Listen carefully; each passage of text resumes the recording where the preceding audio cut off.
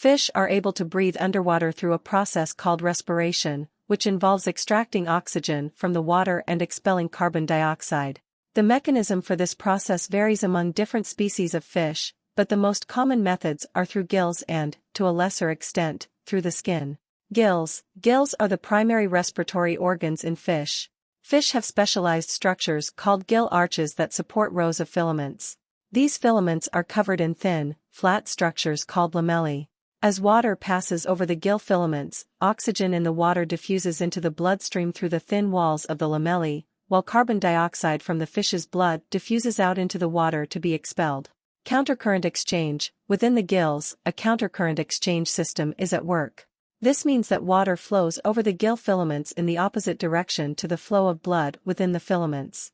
This efficient system allows fish to extract as much oxygen as possible from the water. Gill cover. Operculum. Most fish have a protective bony plate known as the operculum that covers their gills. The operculum serves to protect the delicate gill filaments while allowing water to flow over them. Skin. In addition to gills, some fish can extract a small amount of oxygen through their skin. However, the vast majority of their oxygen needs are met through their gills. It's important to note that fish require oxygen to survive, just like land animals do, but the way they obtain it is adapted to their aquatic environment. Water temperature, dissolved oxygen levels, and water quality are crucial factors that can affect a fish's ability to respire efficiently. Proper aquarium maintenance and water quality management are essential to ensuring that captive fish receive adequate oxygen for their well-being.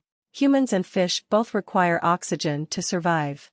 The difference is, we get our oxygen through air while fish get it through water. With humans, the lungs extract oxygen from the air we breathe and transfer it into the bloodstream, at the same time releasing carbon dioxide from the system.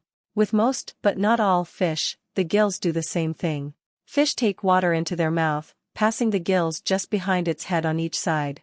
Dissolved oxygen is absorbed from and carbon dioxide released to the water, which is then dispelled.